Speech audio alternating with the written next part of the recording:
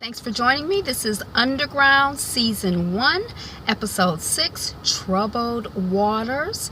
It opens with a conversion of Elizabeth and John Hawk's space into a hideaway for Underground Railroad travelers, while Elizabeth is reading a letter to William Steele, where she kind of creates a metaphor between being a hostess on the Underground Railroad and being a mama.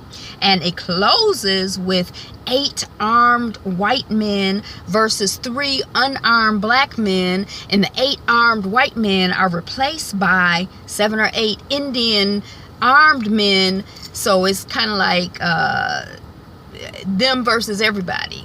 The blacks and the Indians got together and it's them versus everybody. Yay! And some of the highlights and teasers. Is Steen a drunk? Black folks can swim. Some of us. And blood red paint, making blood red paint, and women missing in action.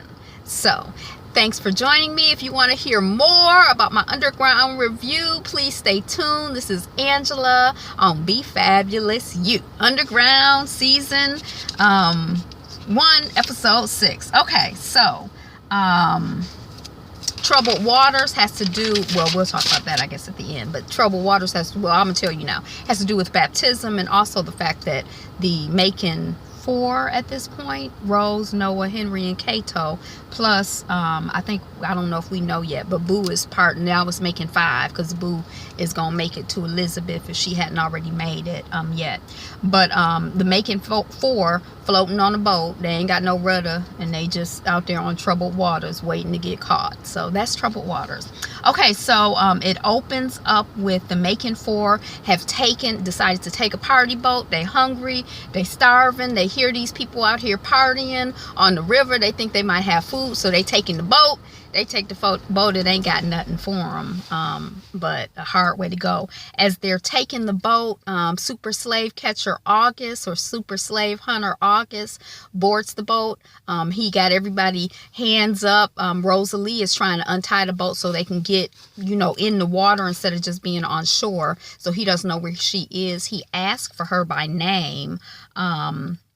She ends up untying the boat, creating a diversion. The boat gets going. He, August jumps in the water. Rosalie is in the water. I don't know who jumps first. They're fighting. Cato, we only got 1 bullet, because they were afraid to take the boat because they only had 1 bullet. They like, but they don't know how many bullets we got. We taking this boat.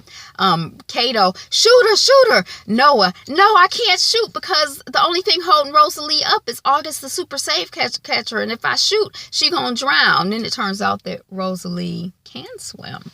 So we learn that they end up shooting super slave catcher, but of course he survives because he's invincible. He's a super slave hunter catcher. Super slave catcher hunter. You know what I'm trying to say. So we said that he was shot. When he goes back onto shore, his son, August's son, Ben, is there. They're chit-chatting or whatever. And then August pulls a gun because he senses someone in the woods. He sees them. He detects them. And it's a woman from the party boat. Her name is Jubilee. And Ben is in love with her. She's like, please don't leave me in Indian territory. August is like, okay, you can come, but you got to ride with Ben. And Ben is like, yes, ride with me. He's excited. He's in love. And she mentions the Patty Cannon gang. So this is the second time that we've heard it. I didn't realize before that that's an ongoing conversation. So I guess when they were doing the research, the Patty Cannon gang kind of caught the attention of our writers and everything. And that they even have, she says, excuse me, but niggers that are part of the gang. They the biggest, baddest slave hunting gang out there. And in the last episode, I think it was the last episode. Yeah, it was the last episode. When the seal was missing, Rosalie had threatened the little boys with, I'm going to turn y'all over to the Patty Cannon gang. I don't know if I told you that. But anyway, keep it moving. We come back onto the Macon slave camp, hostage, plantation, prison, labor camp situation, and we hear Miss Susanna screaming. She's in labor, and it's interesting that Ernestine is not her midwife. I don't know who's assisting her with the labor. I might have missed that, but I don't know who's assisting her with the labor. Reverend Willowset is still there at Macon's, or maybe he's just arrived at the Macon's camp. This might be the first time that we see him. I think it's the first time that we see him. It turns out that the Macons have a baby boy and decide to name the child Samuel. Tom Macon decides to name the child Samuel when Willowset asks him. That's a good biblical name, Tom says. And Willowset says, well, naming ain't, nomenclature is not all there is to being a good Christian, baptism. So Tom is like, well, let's baptize the baby and let's baptize everybody on the plantation. The slaves are getting baptized too. But Samuel is Ernestine's child's name, and she looks disturbed when he says Samuel. I don't know if she has a premonition or, what's stressing her out, but she is not happy. Maybe she just want him to be the only one with the name Sam. We don't know the history, but we pick up that there's something going on.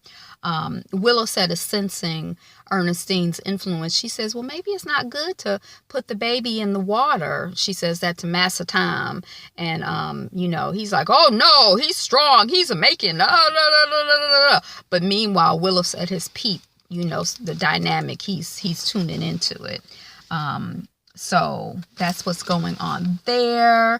Then we come back to the Hawks house, and Constable Clyde is watching. He's been keeping a diligent watch on the house, and because there's a runaway in the area, he comes and lets them know that there's someone in the area who happened upon one of their runaways. So he asked John to get his gun, and John is like, I don't have a gun, and so he Constable Clyde deputizes John Hawks to be a slave catcher under the Fugitive Slave Act. So he's going to help find this particular runaway specifically is your assignment. And then generally, any Negro, you just go ahead and handle that. Check their papers, harass them, keep them in line. You've been deputized to do that. So we said that Rose can swim. And she, the little boy Henry is asking her about, how'd you learn to swim? Oh, well, Massa Tom, Mary, his other daughter, was afraid to get into the water, was afraid to swim. So he just threw her in to show the other girl that it's safe. It's like she's sacrificed. Don't nobody care about her feelings, or he didn't care about her feelings, whether she was scared or not. He just threw her behind on in. But she didn't let him go. He wouldn't let her go. She said she wasn't afraid because he didn't let go of her. And it's in that moment that she realizes that is her daddy, her pappy. She discovers that there is a man underneath the bed, one of the people from the party boat who did not leave when they took occupation of the boat. I can help you. Please, I can help you. I can connect you to a half Indian who helps your kind. He'll help you get to freedom. I can broker this deal. I can make the connection. And then we find out in the next scene that Super Slave Catcher, not only is he a super slave catcher and super slave hunter, but he's also an expert on Native people. And we know that his the enslaved African that he owns has had some connection with Native folks. So I don't know if he taught him the language, but apparently he knows language. He knows rituals. He does this whole ritual where once again he senses he's in that there are people out there. He gives the horse to his son to hold. His son pulls a gun when people start coming out. He tells Penn, put the gun down. He takes off his shirt. All of this is happening. Meanwhile, the people approach him. It's about 5 Native men, and they slice him. They slice him all over with their weapon. And we learn later that ritual is about as long as they have his blood on him, on their weapons, then they know that he's not a threat. So we learned that, super slave guy is just super. There's an argument on the boat with the Macon 4 about whether Native folks are friend or foe, because of course the white guy that they found has, is agreeing to, help them connect with the Native folks. And they're like, no, that's just a lie. We don't trust that. The man, meanwhile, somebody's walking up on me. The man, meanwhile, is untying his ties. I don't know if Cato senses that or not, but Cato is pissed and he kicks the man in the water. So the man just drowns, dies, gets knocked over, and says that they useless. This man is useless. Cato is just being his regular, happy, friendly, sweetness and light character, that we love so much. We love so much Cato. Noah's working on his raft because he has this plan that since Rose can swim, she's going to swim Noah, Henry, and Cato to shore. She's going to be like the mule and just, pull them in the water. And because they can't control the boat. They just have to go wherever the boat takes them. So they're vulnerable. They just sit, it's a floating coffin. They just waiting for somebody to get them. Back on the Macon plantation, slave camp, whatever, Macon locks the door in the study. Ernestine has come to bring some water. He locks the door, and is kind of giving her that look. And she's like, oh, no, not in the house. And he's like, this is my house. I can take whatever I want. And she's like, I say when and where. And he's like, I'm the master. And then, she's like, she's basically done everything she can to try to assert her control of the situation. But ultimately, what control does she have? And so she kind of submits, and then, he sees how she's looking and he's, oh, I'm sorry. I'm sorry. It's just that I'm under so much pressure because of the Reverend.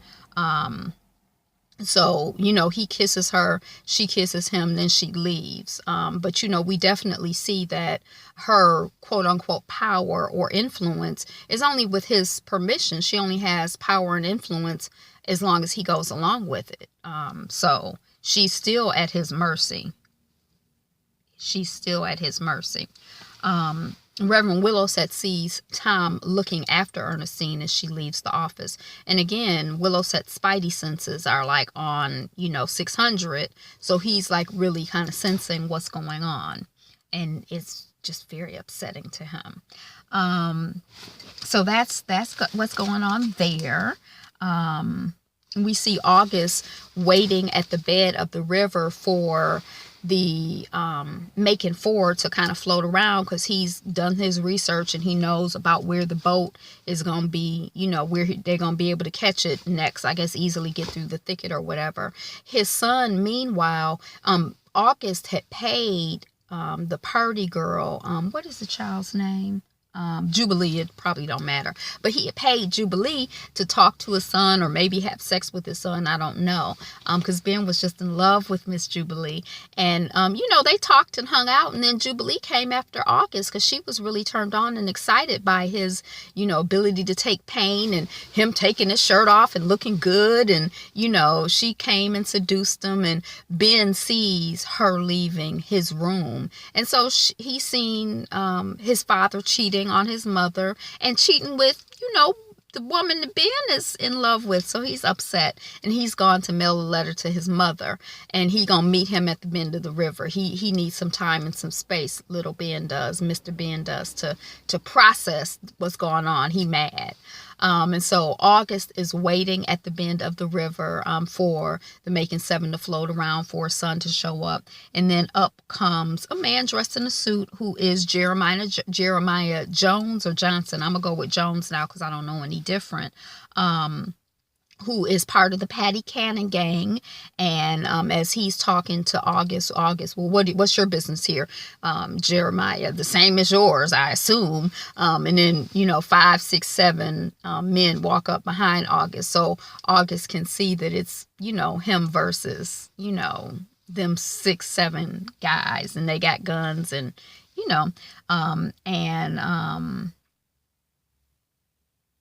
so, they kind of trying to broker a deal. Can we split the bounty? It's not good to waste bullets. Patty Cannon always says the worst bullet to waste is one on a white man. Use all your bullets on the black people. Kill them, hurt them, maim them. So they're trying to kind of negotiate their situation because, I guess both of them feel like, they could just have what they want. But, you kind of in an awkward situation when it's you versus 7. Then Ben comes up and says, Mom has escaped from the hospital. So August leaves and the Patty Cannon gang is left there to greet the Macon 7 when they arrive. Meanwhile, I don't know if I said it already, but Noah has finished his raft. He's gone to tell Rose, I got this raft so you can, mule us to shore. And she's gone. Outside of the door, Henry and Cato are sparring, and it's really nice to see.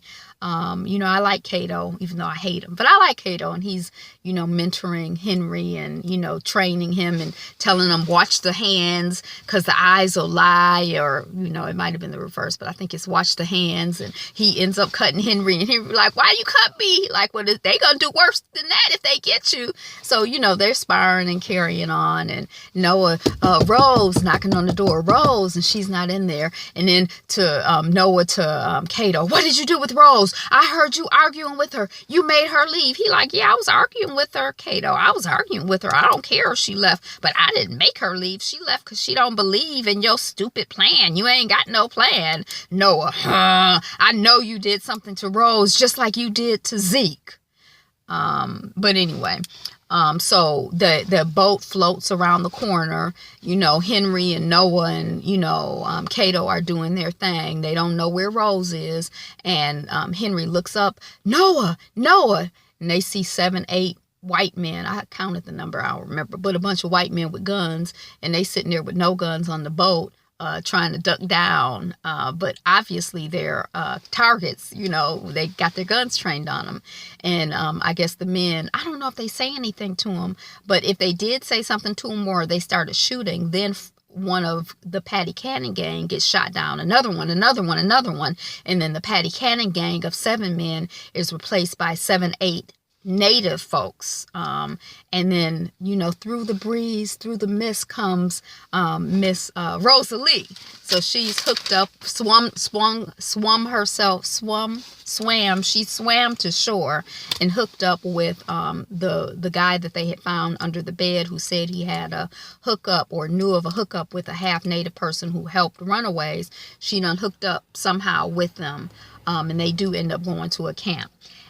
Clyde, who was the black carpenter we're back at the Hawks now on the Ohio River. The black carpenter who had helped to build the nursery for the Hawks is Clyde. He is the runaway who is being sought. Once Constable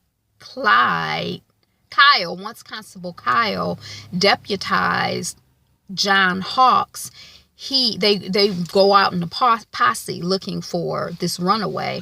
They're looking, Constable Kyle and John Hawks are together. They're in John Hawks' garage, or they hear something there. There's a fight. Constable Kyle gets knocked out, and then we find out that it's Kyle. Kyle, says John Hawks, and he says that help me. And that's what the Hawks do. They hide Clyde. They hide Clyde, and they hear his story. They hear his story, then they hide him. And he says that, he never thought that he would run into his old master. His old monster. He had imagined 1,000 different things that he would do if he ever ran into him. But the one thing he never imagined is that he would run. So I don't know. That's just a sad concept to me. And then a line that I really like that comes next is that John Hawks says, "I thought you were a free man." And Clyde says, "I am a free man. I am a free man." So I love that part. Okay. So that's what's going on with that. And that's basically the end of the episode. So thanks for watching. Rate, comment, subscribe. Come back. Have a fabulous day. Be you. Be fabulous. Be fabulous you. Are you excited about the new episode? The new season coming? Underground. I'm so excited. I love Underground. All right. Talk to you later. Mwah.